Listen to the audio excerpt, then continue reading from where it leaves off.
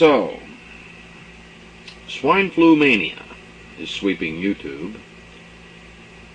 If I had $1 for every Alex Jones video that has been sent to me in the last week or so, I could now retire.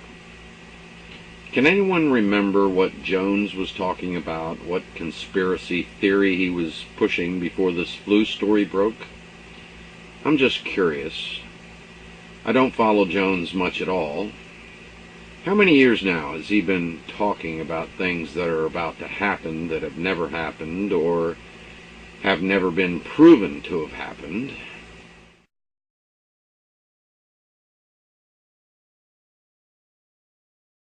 That's right, folks. I'm your man. The only thing you ever get from the Hour of the Time is the truth. Now, I want you to understand that this little series that we're doing is nothing personal against Alex Jones or anybody else. But I happen to know for a fact, absolute fact, and listen to me very carefully, that people who practice this kind of broadcasting and claim to be an American patriot do nothing but discredit all of us eventually. It's wrong. It is absolutely wrong.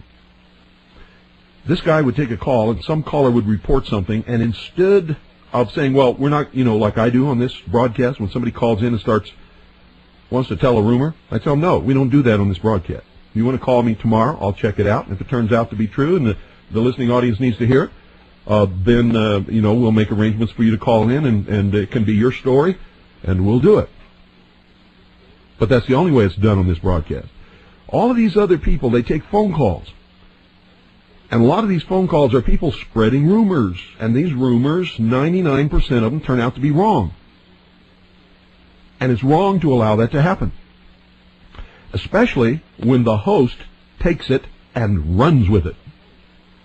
Without any checking, without any calling, without any research, without anything.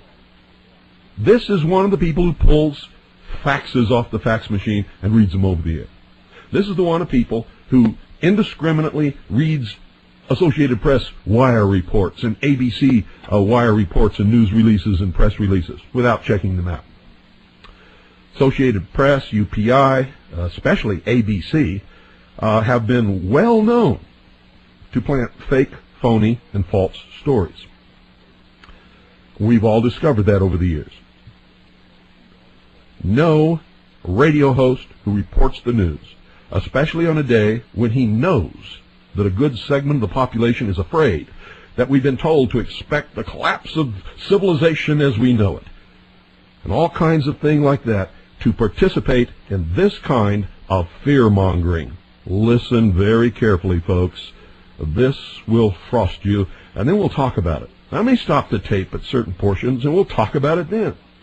Listen very carefully. This is just snippets taken from the first 45 minutes of the Alex Jones show on December the 31st, New Year's Eve. This is news. What I'm reporting here to you is hard news. This could have resulted in the shutdown of the whole country, the declaration of martial law, mass hysteria and panic by millions of people. And this is the guy, along with a few others, but this is the main guy who was. Listen carefully. Cash machines are failing in Britain and now other European countries. They're finding large amounts of explosives in France. Vladimir Putin, who is known as Vladimir the Ruthless, and using all his profanity on national TV, you name it. We won't read the profanity here, but we've got it. This person is on an unbelievable power trip and resembles a demon. He is a creature of the IMF and the World Bank and international communism. He is a former KGB head. And this information is vital, ladies and gentlemen. We are seeing the New World Order really come out in full force. More wars than have been in the last 50 years are going on right now. The war in Chechnya is raging in Grozny with, well, reports of hundreds of thousands dying. Is that true, folks? Are there more wars going on right now than in the last 50 years? Are there hundreds of thousands of people dying right now in Chechnya? Listen to this. This man is just making it up right out of his head as he goes along. 20 to 40,000 civilians trapped in the city. Russian Hinds are being shot down. Tanks are being blown to bits. Massive Grad unguided rocket attacks are being launched on the city indiscriminately right now. Air and artillery bombardments as well. It's absolutely out of control. It is pandemic, ladies and gentlemen. I'll give you the news first on Y2K. The newest developments: the Pennsylvania nuclear plant has been shut down. One of the main systems transferring the power from it failed, but they say it's not a Y2K problem. And the things I'm experiencing here in Austin, Texas: the shelves are empty of water and some gas stations are running out of fuel. Here in Central Texas and in Minneapolis, Minnesota, the shortwave is basically down, ladies and gentlemen. Went off right as I went on the air. The big news on Y2K. Then we'll start going to your call. What he's saying is deception. It's fear-mongering. It scared the hell out of literally millions of people, and it got worse.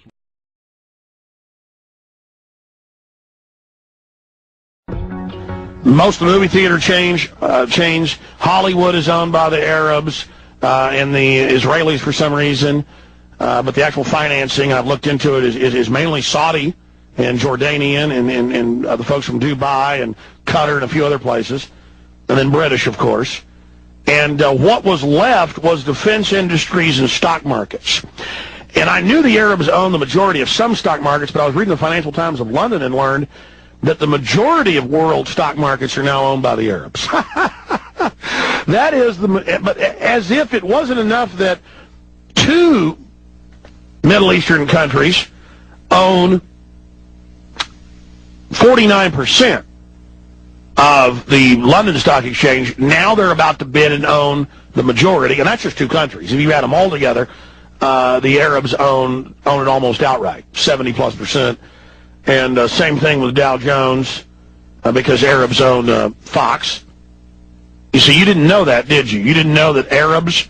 See, Murdoch's only got a minority stock now. But the way the agreements were set, he still has board control. But Saudis own more than he does. But there's one Saudi with 14% last year. But, I mean, so the point is they just own everything. I mean, they control the whole deal. Now it's defense.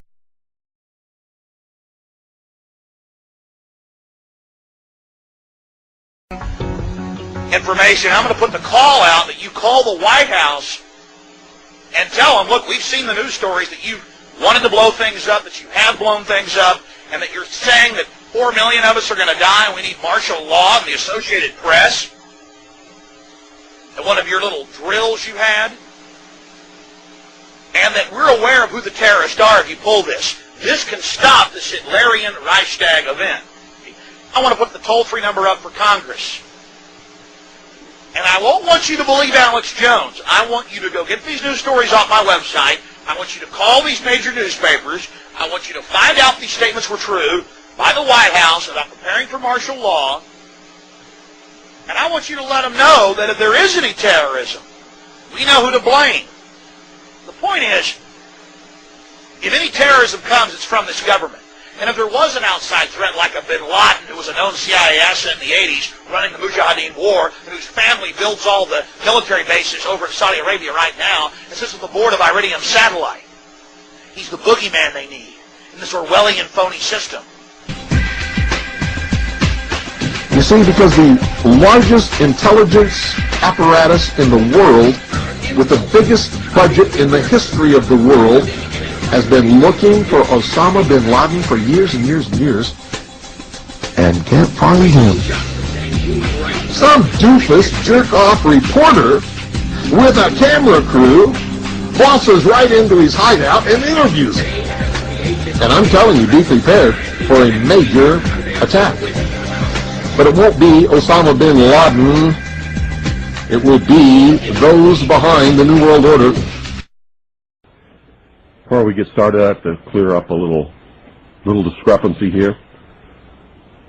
Apparently the other night, or within the last week, because I've been getting a lot of email about this, and I even received one telephone call.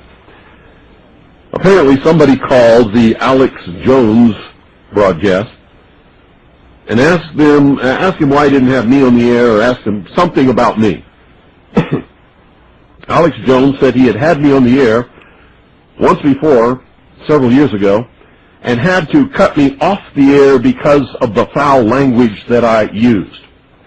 So on the air tonight, I'm going to tell you, Alex Jones, you are a bold-faced, miserable, stinking little coward liar.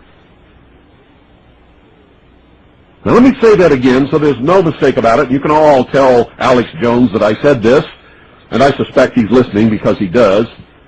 Alex Jones, you are a bold-faced, stinking, rotten little coward liar.